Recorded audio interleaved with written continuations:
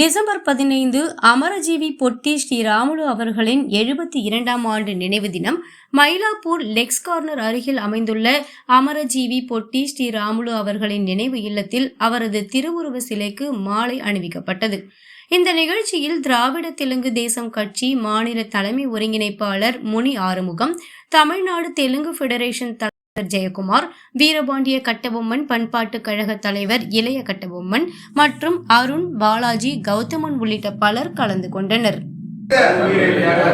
அமரஜீவி பொட்டி ஸ்ரீராமுலு ஐயா அவர்களுக்கு வீர வணக்கம், வீர வணக்கம், வீர வணக்கம்.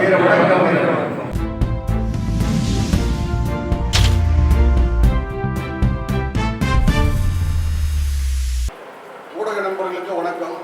இன்றைக்கு டிசம்பர் 15ஆம் தேதி அமரஜீவி ஐயா பொட்டி ஸ்ரீராமுலு அவருடைய 72ஆம் ஆண்டு நினைவு நாள்.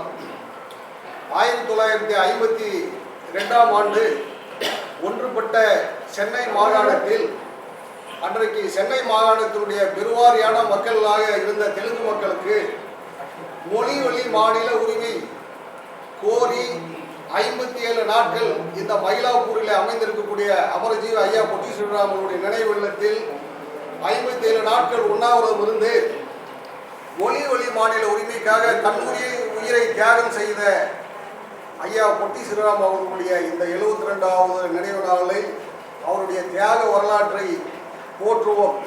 குறிப்பாக அன்றைக்கு சுதந்திர இந்தியாவுக்கு பிறகு மாகாண அரசியலாக இந்தியாவில் இருக்கும்போது சென்னை மாகாணத்தில் ஒருங்கிணைந்த ஆந்திரா, தெலுங்கானா, தமிழ்நாடு, கேரளா, கர்நாடகா போன்ற மாநிலங்கள் இருக்கும்போது அன்றைக்கு சென்னை மாகாணத்தினுடைய பெருவாரியான தெலுங்கு மொழி மக்களுக்காக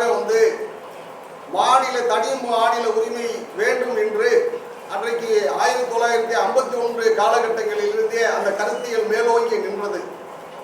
அந்த உண்ணாநிலை போராட்டத்தை தொடங்கியவர் அன்றைக்கு சீதாராம் என்று சொல்லக்கூடிய மாபெரும் அரசியலாளரும், அதுக்கு பிறகு அவர் சாமியார் துருவமாக போனவர். ஏன்னா அவர் தான் பொட்டி ஸ்ரீராமுலுடைய உண்ணாவிரதத்துக்கு முன்பு ஒரு 4 வாரமாக 35 நாட்களாக முதல் கட்டமாக உண்ணாவிரதம் இருந்தவர் சீதாராம் அவர்கள்.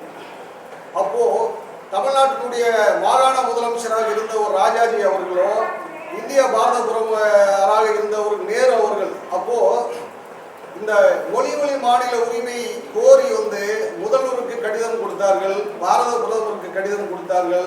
இவருடைய கருத்துக்கு அவர்கள் மாநில அரசுமோ அன்றைக்கு மத்தியில் இருக்கக்கூடிய நேரு அவர்கள் செவி சாய்க்காதனுடைய விளைவாக தான் 57 நாட்கள் உண்ணாவிரதம் இருந்து இன்றைக்கு மாநில உரிமையுடைய பெற்றுத் தருவதற்கு ஒரு முன்னுதாரணமாக திகழ்ந்தவர் தான் ஐயா பொட்டி ஸ்ரீராமுலு அவர்கள். அவருடைய இந்த 72வது நினைவு நாளில் அவருடைய தியாக வரலாற்றை போற்றுவோம் என்பது இந்த நேரத்திலே நாங்கள் பொட்டி ஸ்ரீராமுலு அவர்களுடைய உணர்வாளர்கள் இந்த நேரத்திலே நாங்கள் அதை தெரிவித்துக் கொள்கிறோம். குறிப்பாக சென்னை மாகாணமாக இருக்கும்போது அன்றைக்கு பொட்டி ஸ்ரீராமுலு போன்றவர்கள் இல்லாமல் இருந்தால் இன்றைக்கு இந்தியாவிலே மொழி வழி மாநில உரிமை இன்றைக்கு எவருக்குமே கிடைத்திருக்காது. குறிப்பாக 1951 காலகட்டங்களில் தொடங்கி 1952 வரைக்குமே 2 ஆண்டுகளாக ஆந்திராவிலே பெரிய ஒரு கிளர்ச்சி போராட்டம். அந்த போராட்டத்தினுடைய விளைவாக தான் இன்றைக்கு இந்தியாவிலே மாநில மொழி உரிமைகள் இன்றைக்கு கிடைத்திருக்கிறது. நாங்கள் எங்களுடைய வீரபாண்டிய கட்டபொம்மன் அவர்கள் வெள்ளையனை புறமுதுகு இட்டு ஓடச் செய்தவர்கள். இந்த மண்ணுரிமை காப்பதற்கும் எங்களுடைய இனத்தினுடைய முன்னோர்கள் போராடிய வரலாறு உண்டு. அதை போல மொழி உரிமையை பெற்றுத்தந்தவர்களும் ஐயா பொட்டி ஸ்ரீராமுலு அவர்களுடைய வரலாறு என்பது இந்த நேரத்திலே பதிவு செய்கிறோம். குறிப்பாக அந்த 1952 காலகட்டத்தில் கிட்டத்தட்ட நவம்பர் மாதத்திலே தொடங்கி டிசம்பர் 15ஆம் தேதி தான் பொட்டி ஸ்ரீராமுலு ஐயா அவர்கள் 57 நாட்கள் உண்ணாவிரதம் இருந்து தன் உரையை தியாகம் செய்கிறார்கள். அப்போ என்ன நடந்துச்சுன்னாக்க 1952 பொட்டி ஸ்ரீராமுலுடைய அந்த உயிர் தியாகத்துக்கு பிறகு ஆந்திராவிலே மிகப்பெரிய ரயில் மறியல் போராட்டம், மத்திய அரசினுடைய அலுவலகங்களை அன்றைக்கு சூறையாடி நீங்கள் இன்றைக்கு இந்தியாவிலே மொழி மாநிலங்கள் கிடைத்ததற்கு தெலுங்கு இனத்தினுடைய தியாக வரலாறு என்று சொன்னால் மிகையாகாது. அதற்கு குறிப்பாக சொல்ல வேண்டும் என்றால், அன்றைக்கு மொழி மாநில உரிமைக்காக போராடும் போது ஆந்திராவர்களை அன்றைக்கு மத்திய அரசு ஆந்திராவில் இருக்கக்கூடிய கிளர்ச்சியாளர்களையும் ஒடுக்கியது, துப்பாக்கி சூடு நடத்தியது.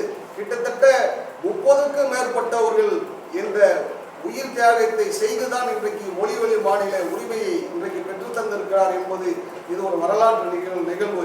ஆகவே இந்த ஒரு மாபெரும் வரலாற்று நிகழ்வு நாளாகிய டிசம்பர் 15ஆம் தேதி அமரஜீவி ஐயா பொட்டி ஸ்ரீராமுலு அவர்களுடைய 72வது நினைவு நாளிலே அவருடைய தியாக வரலாற்றை போற்றுவோம் என்பது இந்த நேரத்திலே தெரிவித்துக் கொள்கிறோம். நன்றி, வணக்கம்.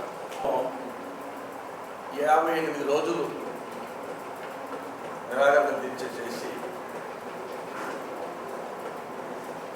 ఈ రాష్ట్ర ప్రభుత్వం కోసము పానం ఇచ్చాడు.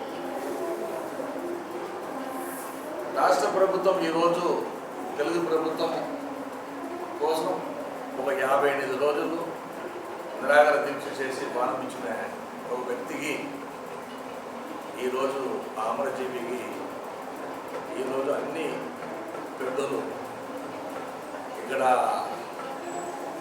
ద్రావిడ తెలుగుదేశం ముని ఆర్మం ఇళయ కన్నబొమ్మ తమ్ముడు అరుణ్ బాలాజీ తమ్ముడు గౌతము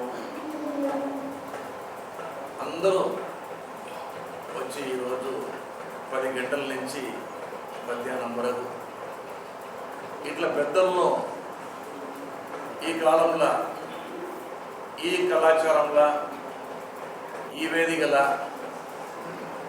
ఇన్ ఫ్యూచర్ జనరేషన్ వాళ్ళందరూ తెలుసుకోవాలి.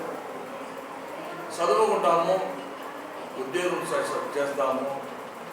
అదే మన ఐఏఎస్ మేఘనాథ్ రెడ్డి గారు చెప్పారు. కలెక్టర్ కావచ్చు, డాక్టర్ కావచ్చు, ఇంజనీర్లు కావచ్చు, పెద్ద పెద్ద ఉద్యోగం రావచ్చు, రాజకీయం రావచ్చు.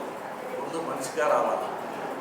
మనం మనిషిగా పరిపాలన చేయాలంటే, మనం మనిషిగా ఉండాలంటే మనము అన్ని దాన్ని ఈ కళాచారం ఏమింది, మన తెలుగు గొప్పతనం ఏమి, మన ముందుగుండే పెద్దోళ్ళు ఎట్లా ఉన్నారు, ఎట్లా బతికినారు, వాళ్ళ కళాచారం ఏమి, వాళ్ళ బతుకుతనం ఎట్లా ఉండింది, వాళ్ళ దైవాధీనం ఎట్లా ఉండింది, వాళ్ళ ధర్మం ఎట్లా ఉండింది, వాళ్ళ ప్రేమ ఎట్లా ఉండింది, ఇదంతా తెలుసుకోవాలనే ఇప్పుడు ఉండే జనరేషన్కు ఇట్లా పాఠశాలలు పెట్టి ఇట్లా ఒక పెద్దోళ్ళ ఒక అమరజీవుల పుట్టిన రోజుల్లో మన ఉండే వచ్చే రోజుల్లో ఈ రోజులు తెలుగువారు దేశం కాదు ప్రపంచము వరల్డ్ మొత్తము చాలామంది ఉన్నారు. అన్ని దాంట్లో ఈరోజు సైంటిఫిక్ కానీ, ఎకనామిక్ కానీ, రాజకీయం కానీ అన్ని దాంట్లో వెలుగుతున్నారు. వాళ్ళు ఇంకా మనిషి ధర్మంగా ఇంకా ఎన్నో కార్యక్రమాలు ఈ మన దేశంలో మాత్రం కాదు, ఈ ప్రపంచం చేయాలంటే మనం ఇట్లా పనులను పెద్దోళ్ళను మదించి వాళ్ళ గొప్పతనాల్ని ఆశించి తల్లిదండ్రులను పూజించి వాళ్ళ కాడ ఉండే ప్రేమను వెలుగుతా మనం తీసుకుని అని మన ఒక కొత్త ఎందుకంటే కళాచారం కానీ కల్చర్ కానీ వేళ్ళల్లో ఎత్తుకుంటే అన్నీ మన దాని నుంచే స్టార్ట్ అయింది. అదే మన ముని ఆర్మం చెప్పాడు. ఈరోజు కాదు, ఈ తమిళనాడులో మాత్రం కాదు, ఇండియాలో టోటల్లో తెలుసుకుంటే ఈ తెలుగు వారి గొప్పతనం ఎంతని మనము చదువుకుంటే అన్నీ అర్థమైపోతుంది.